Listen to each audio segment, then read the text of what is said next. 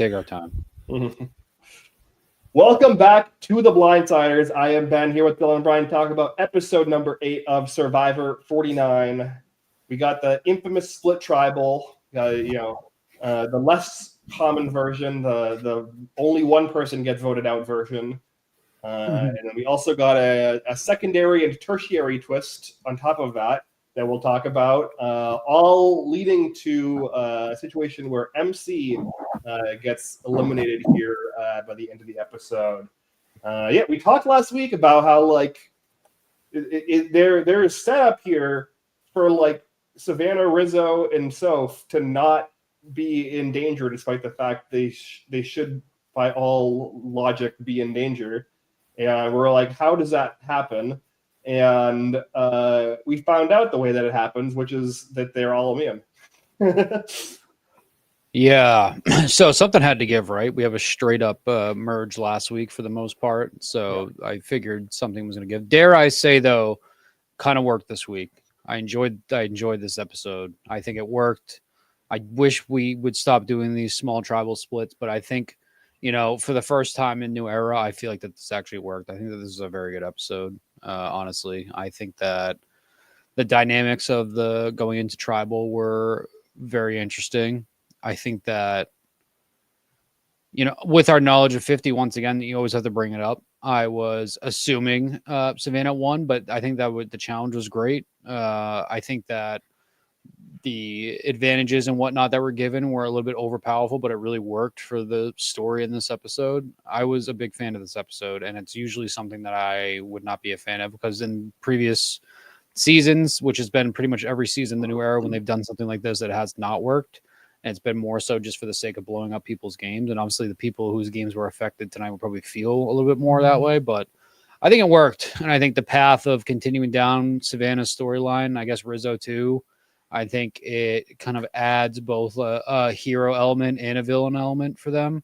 I think Savannah is the villain to Rizzo's kind of like bumbling, lovable hero type thing going on. So I liked it.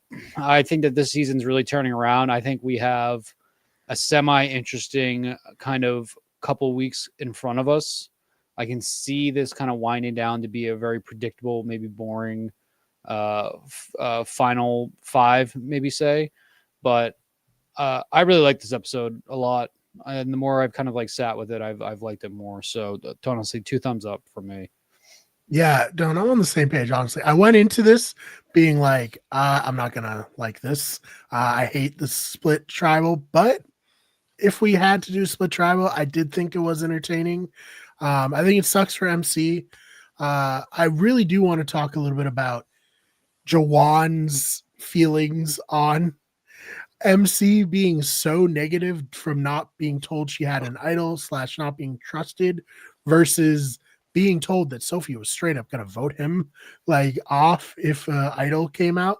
But yeah, I mean, all in all, pretty fun episode for what it is. Obviously, I would prefer that we just have a normal tribal council, but that's never going to happen in the New Era. So all things considered, it worked.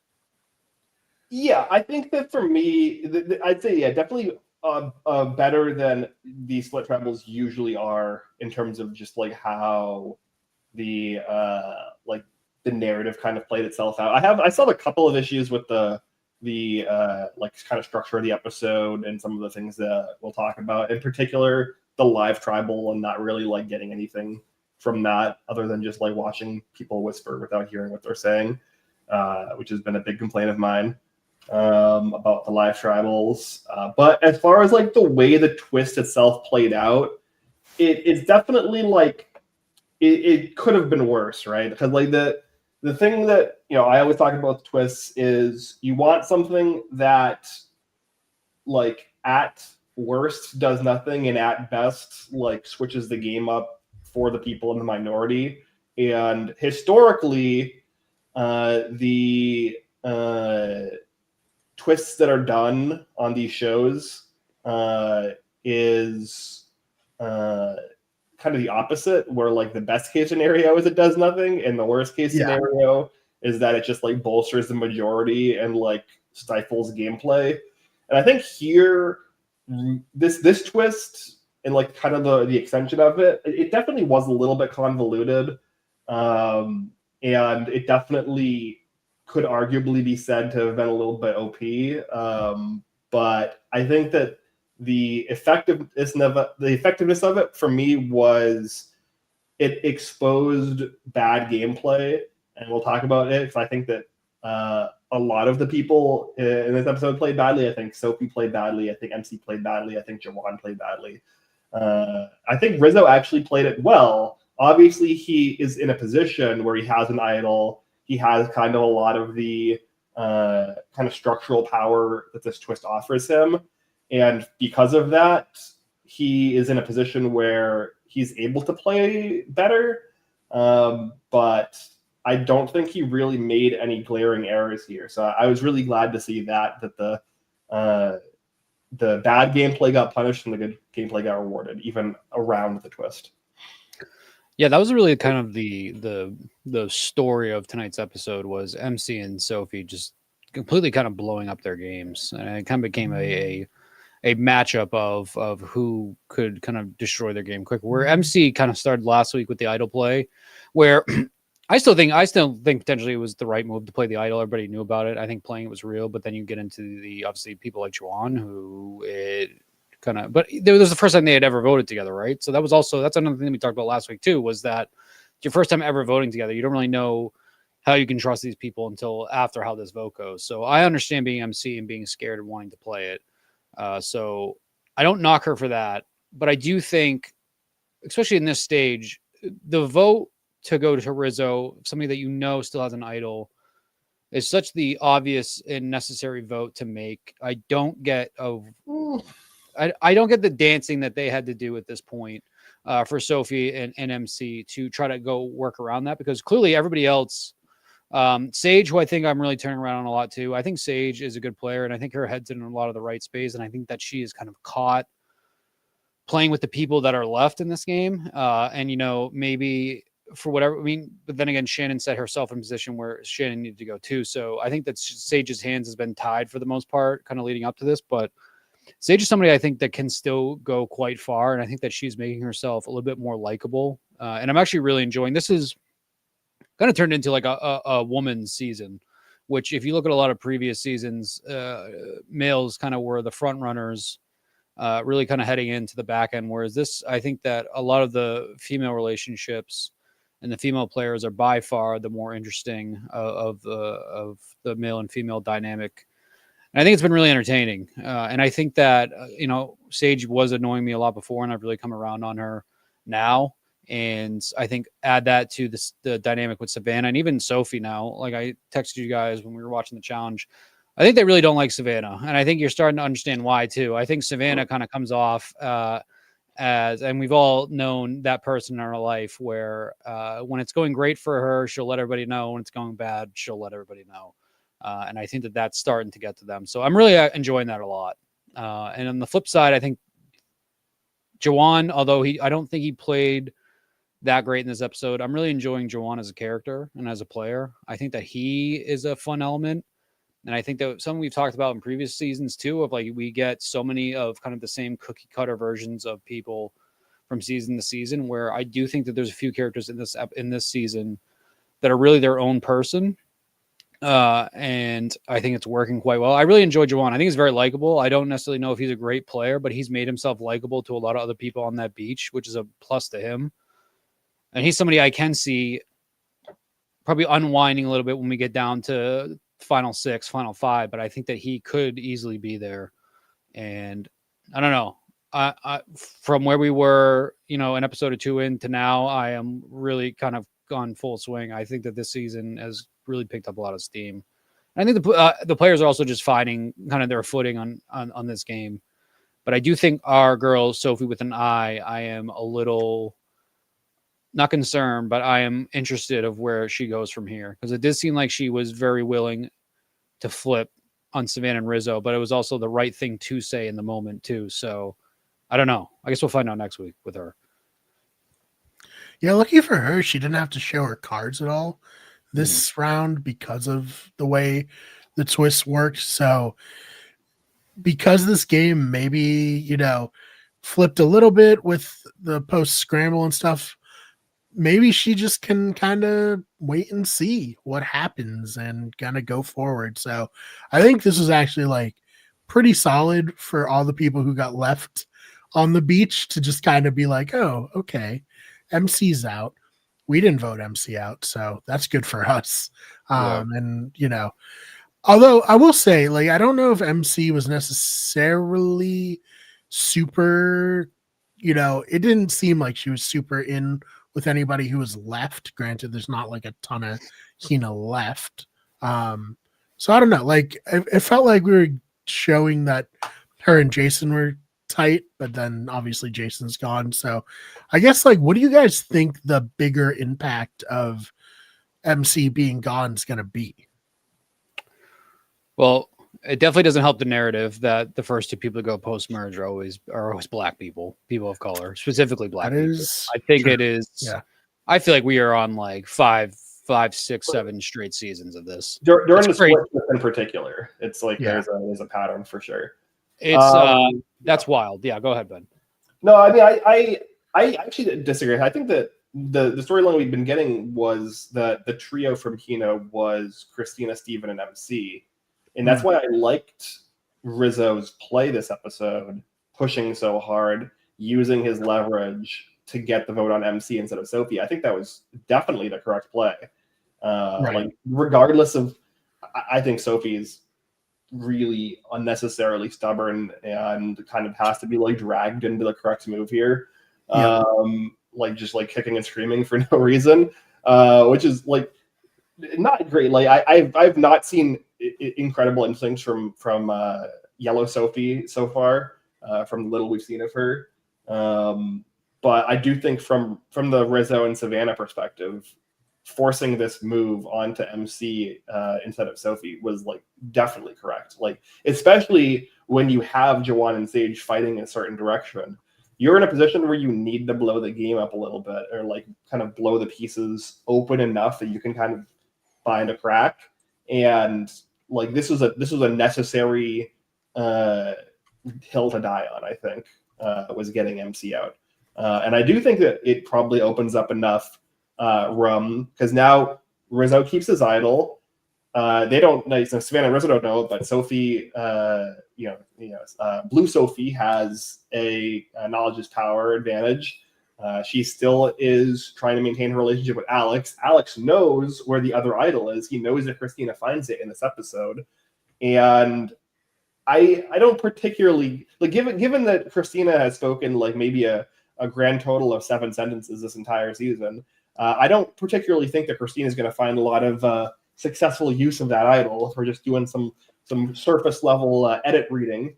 And for me, like, we've been kind of having this like Chekhov's knowledge is power ever since it's been introduced. And this is kind of feeling like the season where it actually is going to hit.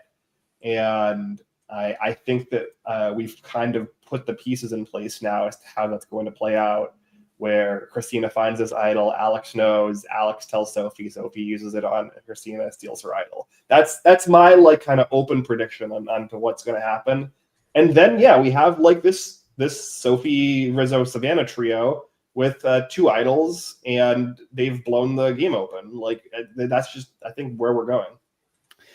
I'm not sure we've reached a point of the game where 3 players have felt kind of completely removed from the main storyline, where with Alex, Steven, and Christina. I have, because we saw them in the beginning of the episode, then obviously everything post challenge they were completely removed from, but they are like they are 3 people that desperately need to make that big move, because they are both edit and within the game just seem like they are numbers only at this point.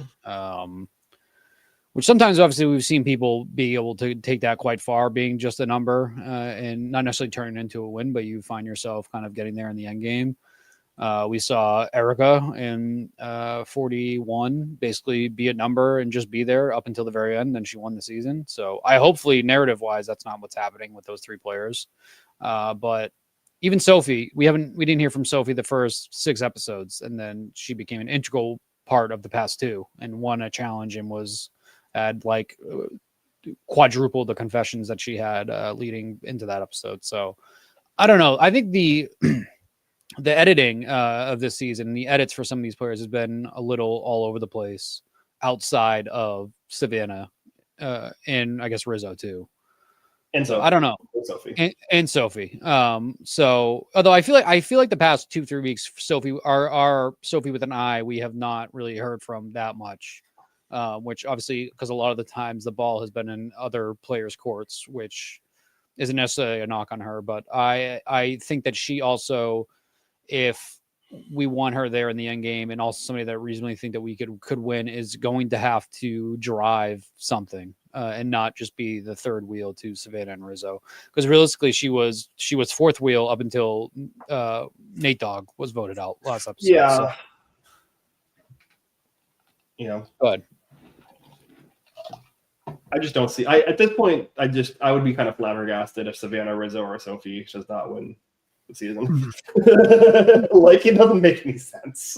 I'm sorry, it doesn't make any sense. Like narratively from what the story they're telling, it doesn't. It's awesome. The problem is too is that I do think these episodes would be a lot more interesting without the 50 knowledge. I think it would be much more of a nail biter. Yeah, and I still like they're like you're not convincing me that we're heading into a Steven, MC, Christina, Sophie endgame when like I couldn't tell you a single thing about 3 of those players. You know what I mean? Like, I think especially after this week where you've had for Savannah and Rizzo, and if you're including Sophie too, could not have gone better. I literally could not. I don't think could have gone better. Short of them all being completely immune and Savannah being able to go by herself, I don't think could have gone better. Because even then, now you have basically inside knowledge to what all the rest of them are thinking, and on top of that, you know, we've said before, there's nothing less dangerous than an idol every single person knows about, and you hold on to play it until the very end. But in this situation, I do think Rizzo having that idol, it's almost like it's turning into a Tony and Cagayan situation where he has it and he can continue to completely leverage it in his advantage, which is what we saw this week. Because once again, I think the easiest vote was to go for Rizzo. It made the most sense if you're excluding when Savannah came. I still think that they should have drove that home, but clearly, once again, bad gameplay, MC, Sophie, and you want to put. Once again, I love Juwan. I think he's entertaining to watch. I think we're also building up where his paranoia is clearly going to be his undoing, and I think it's going to happen in a big way. But I don't know. And the same thing, I also thought, honestly, potentially going into tribal, that Rizzo was the guy to go. I thought this was going to be the bait and switch. He goes home with the idol in his pocket. We all sit there and talk about, oh my God, I can't believe Rizzo went home with the idol. And he's basically almost the second chance player to be in 50. I really thought that could happen. So I guess that's another interesting part to watch for this season too, is I'm almost like, oh, wow, when is Rizzo going to go? And how far is he going to go? But I agree with you, Ben. It really feels like naturally, even watching without the knowledge of 50, Rizzo, Savannah, and Sophie just seem like the natural 3 there in the end. Yeah. I don't know, Brian, what are your thoughts?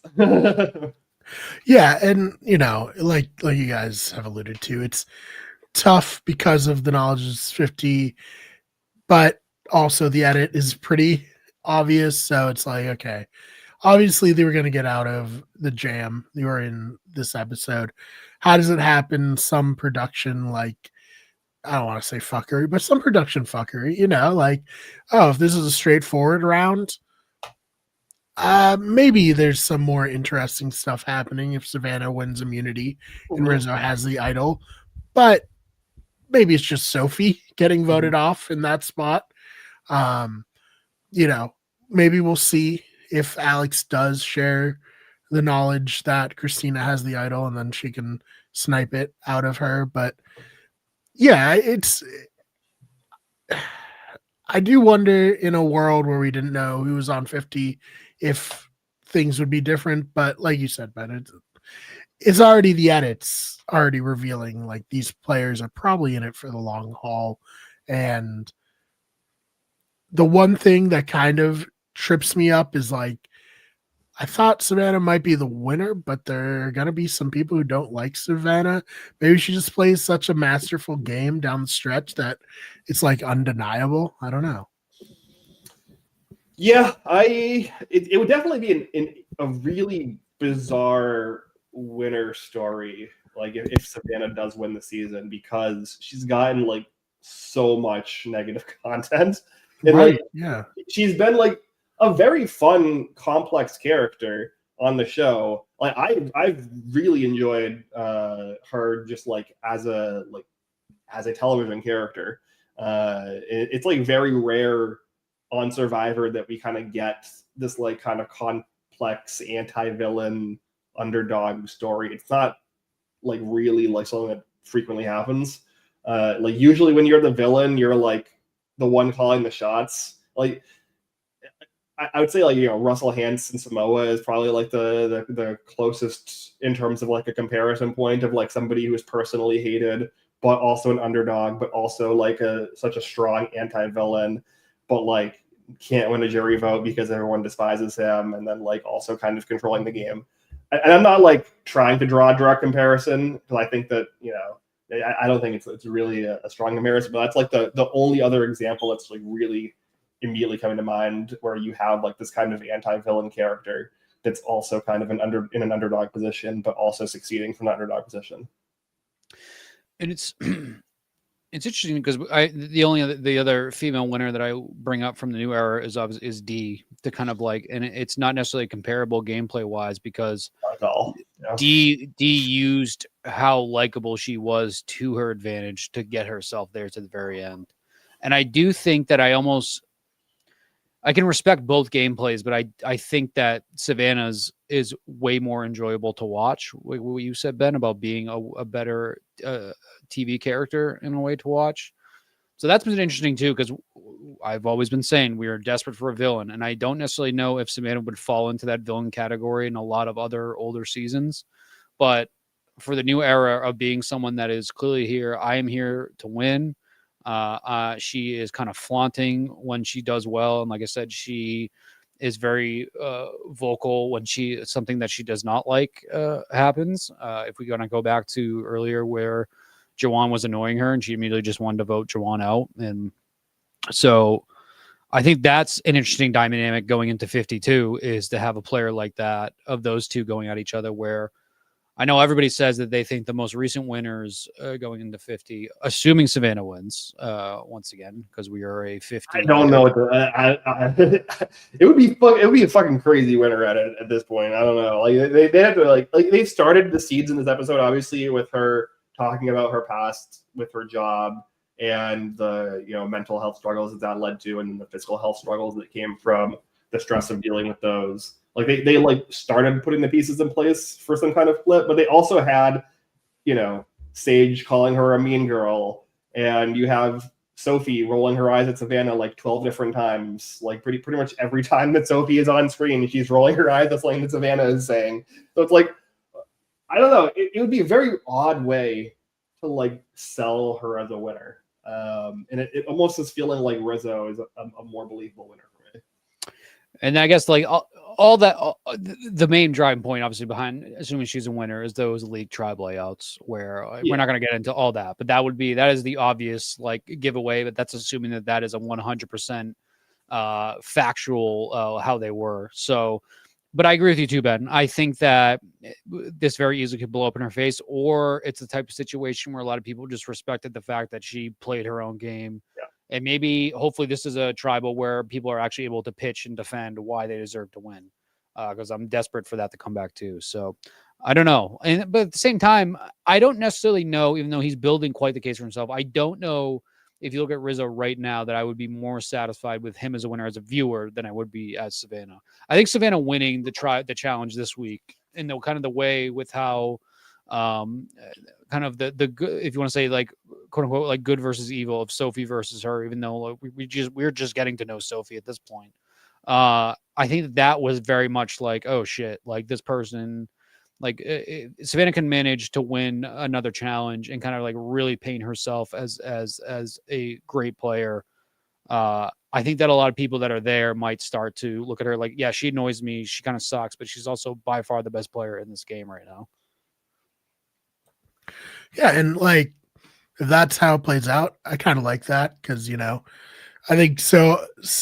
And before I say anything, the winner of Survivor deserves to win Survivor. But I think a lot of times people will not like somebody in the finals who maybe played better than the person they do like, and then they'll kind of retroactively invent reasons as to why they actually aren't as good of a player as the person who they want to vote for just because they like that person more, Mm-hmm. Yeah, I know. I've done it. Yeah, people have done it. It's happened. Yeah. So I think if the, are like, what, Savannah, here's $1 million, get out of my face, never speak to me again.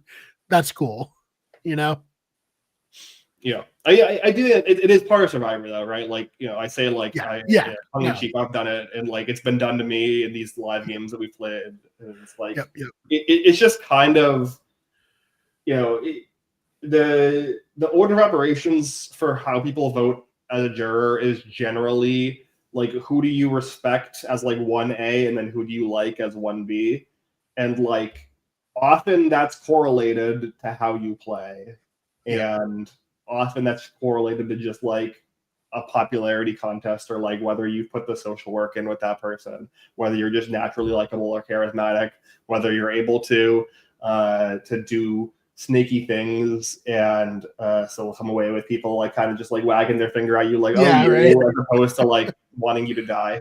Mm-hmm. Like there's just like kind of a lot of like implicit aspects to getting jurors to want to vote for you that is not really like very easily capturable as like a checklist.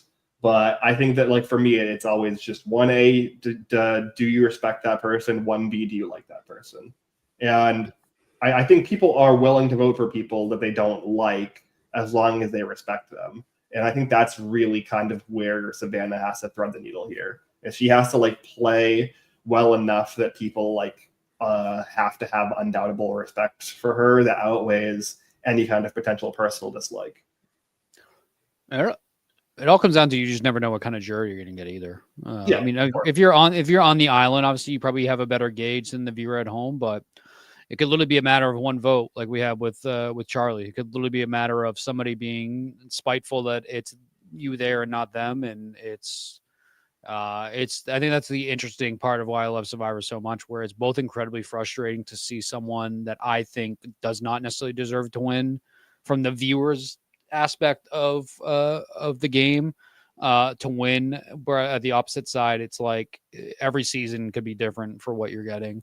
It does feel like outside of the Charlie and Mackenzie final that I just mentioned, it does feel like a lot of the seasons, though, the winners, excluding Gabler, even though Gabler seemed like a pretty like they're unanimous. That was a spiteful vote. Those are a bunch of haters.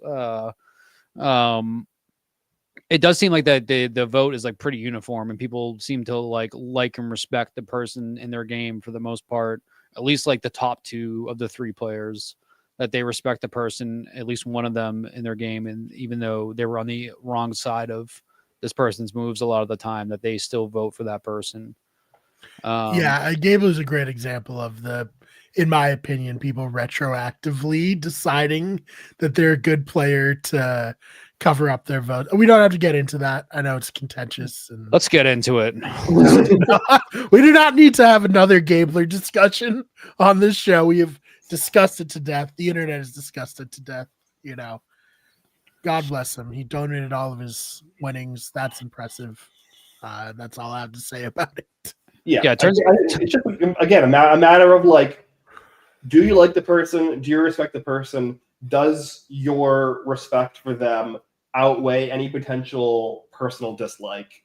And I think that is like kind of, to not get into dig too much of the weeds, like that's kind of a situation where with Cassidy, people personally disliked her and that she didn't play a respectable enough game to outweigh that. in comparison. Like if we're just doing like scale balancing, you know, the respect that you garner from the game that you play and the way that you carry yourself has to outweigh any kind of negative feelings that people have for you. And if it doesn't, you're probably not going to get that person's jury vote. Yeah, I agree. Excluding the fact that I think Carla and Jesse should be banned from Survivor for life. I agree. Well, hey, I've seemingly Jeff. I think they are. I think Jesse at the very least after. Although Jeff has he's gone soft. I feel like you could tell Jeff to fuck off, and he now is like just bringing anybody on. I guess we'll see though. I think is Jesse one of the people who's going to be on Mr. Beast's show?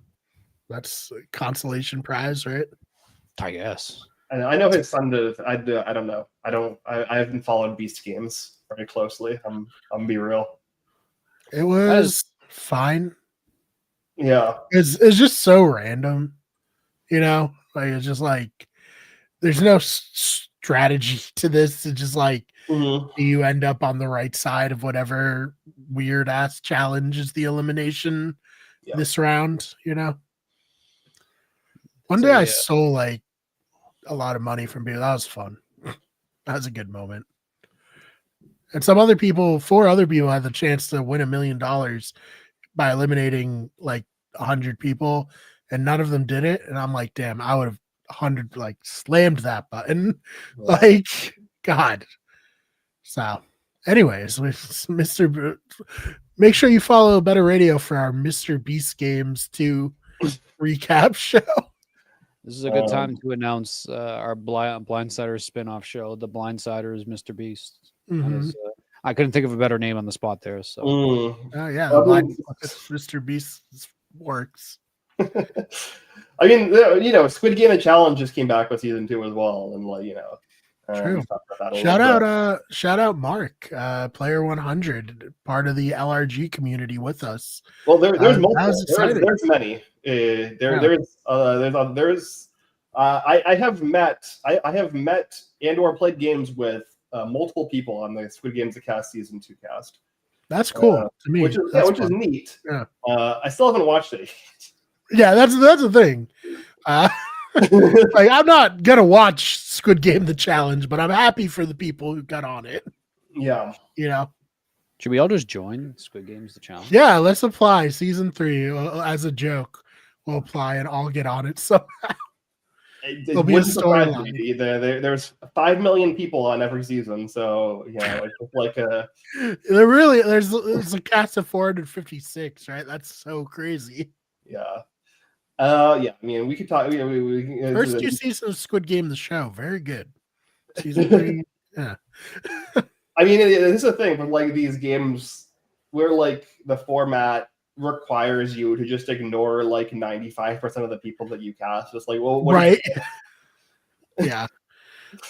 Don't love it. What? Why are you presumably paying a bunch of appearance stipends, or maybe not paying people appearance stipends based on? I don't think you get paid on Squid Game. Well, that's what I heard. I know Beast Game season 1, there was a lot of drama about like people not getting stipend or whatever. Don't you not get residuals for streaming shows? Isn't that a thing? Yeah. Well, yeah, but usually for reality shows, you'll get like a flat fee just for playing like a $1,000 stipend or something like that. I remember watching like a really lengthy video of how like the streaming services like kind of like absolutely fucked a lot of like lower end actors and their residuals and all that stuff. Yeah, it checks out. Yeah, acting used to be a job that you could just like do and have a job and not necessarily be famous, but you are like a working actor. But now it's not like that at all. I need to be a professional reality TV star. Yep, that's the move. I do always, think like, should I have just tried way harder to get on reality TV so I could be on the challenge for 10 seasons in a row? But you know what? Didn't happen. Do you think reality TV has reached a point though where it's like it's interesting because I feel like Survivor, I've had a conversation with some Survivor fans too, where they want Survivor to go back to where they're actually like trying to cast people rather than like taking submissions of everybody who's a Survivor fan. of Right. like going out and trying to get the people that maybe don't know the most about Survivor, and kind of we pull saw them that. back That was in. Survivor 48, and it was a shit show, and it was awful. I think Yeah, because somebody on TikTok who said that they've only watched the new era, or maybe they only watched this season, and heard that a lot of people like prefer the old style. Like, why is that? And I've been thinking a lot about that. And for me, obviously, the nostalgia of it is one thing, but the show felt like the show itself felt bigger.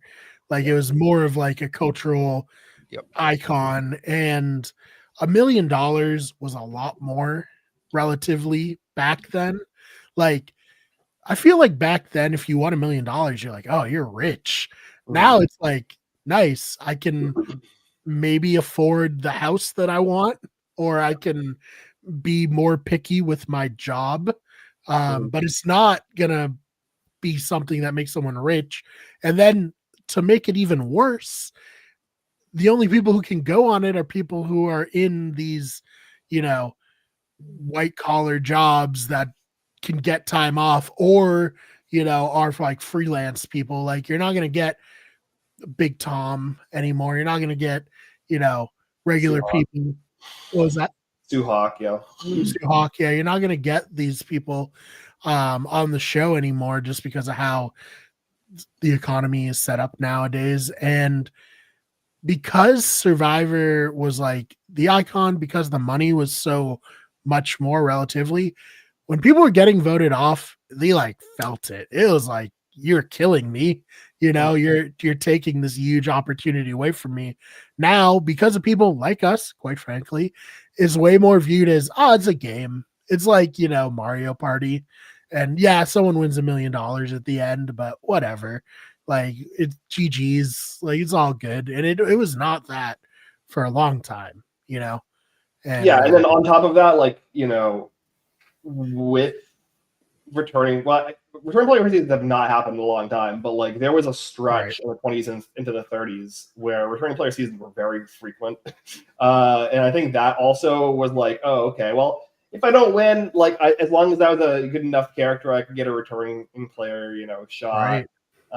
And then also now we have, you know, all of these kind of spin-off reality shows. We're obviously going to talk about The Traitors season 4 starting in less than 2 months.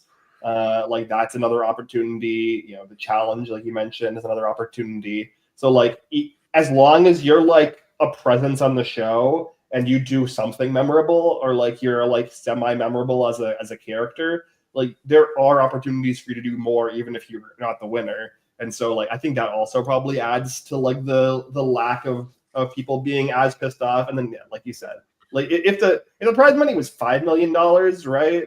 I don't think that people would be way more pissed. We'd get way more Kelly Nalbandian style entrances where people are just like, you know, cursing people out. Yeah, and I think it would be more entertaining, in my opinion. That would mean more. And you know what? Like Johnny Fairplay, when he did his lie about his grandma being dead, in his confessional, he's like, I'm only going to get one opportunity to play Survivor. Granted, he played again, but like in his mind, he's like, this is my one shot. I'm going to do anything I can to win Survivor. And I think all of that goes to why Survivor feels different now than it did back then.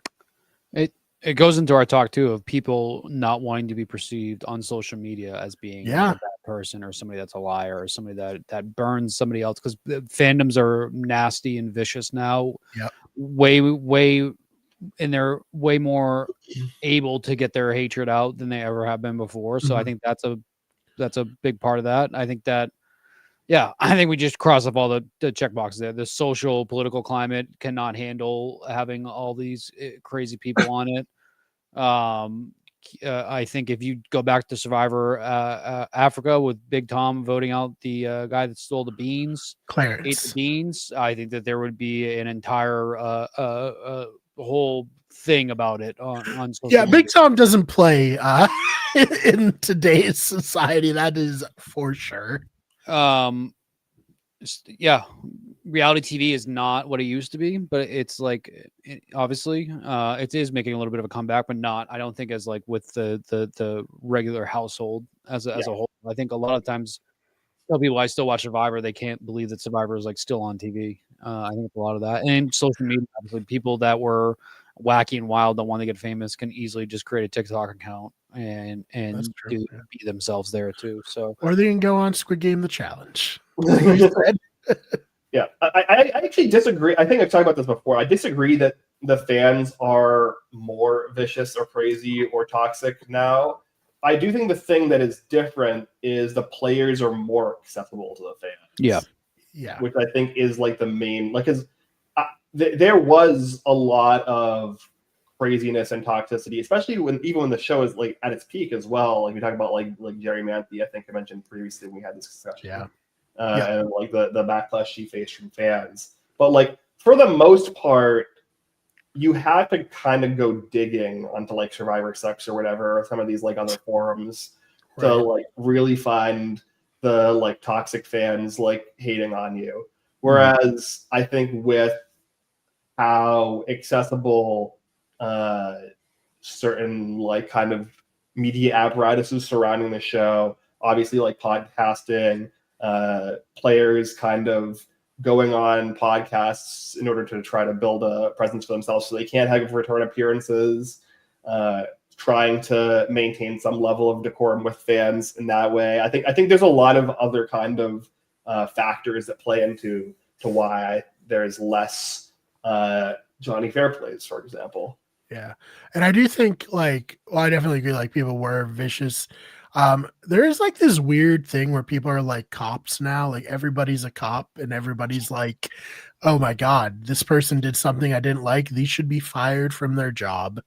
You know, like these should be outcast from society because they went against what I, wanted or liked. I think that's like a big part of it too, is like people are unhinged and have way more ability to connect with fellow unhinged people in a way that it gets amplified by the algorithm. And, maybe someone does lose their job, Yeah, no, I think that people are, it's not that people are more unhinged. It's just that it's easier for the unhinged people, like you said, to find to act and for their, because like we talked about Jerry Manthey, like Jerry Manthey, like literally got harassed by a flight attendant when she was on a flight because got like kicked off of a plane because of a flight attendant like her on Survivor Australia. Like, so it's so funny to watch Survivor Australia now and be like, we all hated Jerry, really?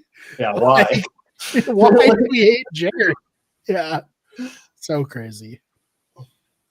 Yeah, I told you when I watched Survivor Australia, the Outback person that pissed me off the most was Colby because he threw that whole game away. Right. Let's go. Different time, Dylan. Very different. Well, I mean, he still has a chance. He's going to be on 50, so maybe he can finally fix his legacy for good. Yeah, gonna be. So he's gonna have to drop like Superman in a nursing home or something. I'm very much looking forward to our season 50 discussions. I have some hot takes of who I think is going to do well and who's not. So perfect. Awesome. All right. Well, anything else from this episode that you guys wanted to talk about? No, I think kind of going back to the I guess going away from our tangent, going back to the actual episode of I think MC Sophie.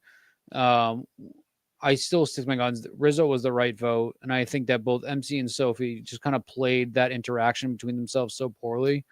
Where if I'm MC, I'm letting Sophie fall on the sword and do that, and knowing I'm basically virtually safe. Where on the flip side of it, Sophie is I guess. Unless you're willing to want to drive the vote towards Jawan at that point, what is the point of telling MC short of saying, I guess, like you didn't want to, blindside MC with your vote? I think both were kind of like big mistakes. I think MC,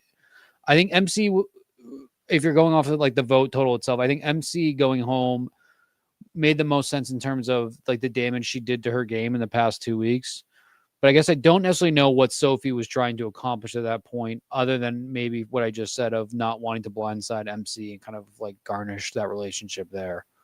I think that was a misplay by both of them, and it's like I said, I feel like the vote was pretty straightforward to just go for Rizzo, get that idol out, or get or just flush the idol or actually get him out. I think it was very easy before Savannah got involved, and so I'm not sure why the bumble butting happened. Yeah, I think I understand why it wasn't just a pile on Rizzo. I think he played it well. I think, like I said before, I think him. Obviously, Savannah showing up helped him, but I think he was probably okay before. But I really, really liked putting his foot down on MC with Jawan and Sage, because I think that basically puts them into a no-win position where either they kind of just let him get away with that and then vote for MC, which is what they ultimately did, or they take a completely unnecessary gamble, try to split votes on Sophie, or try to Sophie and MC are playing so messily that you really, I don't think can fully buy into the idea that there's just going to be a straightforward Rizzo push. And even if it was, it's probably likely that Rizzo would figure it out and play his idol, and then MC goes anyways, and then Rizzo's still in the game, and you've burnt that relationship, and you've gotten nothing from Sophie, who's left. There's just I think this was a safe play. It gives them a lot of options. I think Rizzo kind of created a no-win scenario for them, which is, I think, really kudos to him for doing it. I think that the show is giving credit to Rizzo for playing this episode well. So I think Sage is also starting to figure out that Juwan is a very volatile person to play with at the moment, where he is flip-flopping left and right. You could tell him anything, I feel like, at this point, and he will believe it and immediately kind of go into paranoia mode. So I think, like I said earlier, I think that'll be his undoing. I feel like that's what they've been kind of painting along for him this entire time. But I am curious of where Sage kind of goes at this point too, because really you can go back to Alex, Christina, and Steven and kind of take that and hope Juwan is along with you numbers wise. But I think, once again, if you're Sage, you do eventually need to make that move, and you can't necessarily join the ranks of Rizzo and Savannah at this point. Could, but I think for your game, you got to kind of figure out kind of how to wrangle in Jawan and then the rest of seemingly kind of just obsolete players that are left.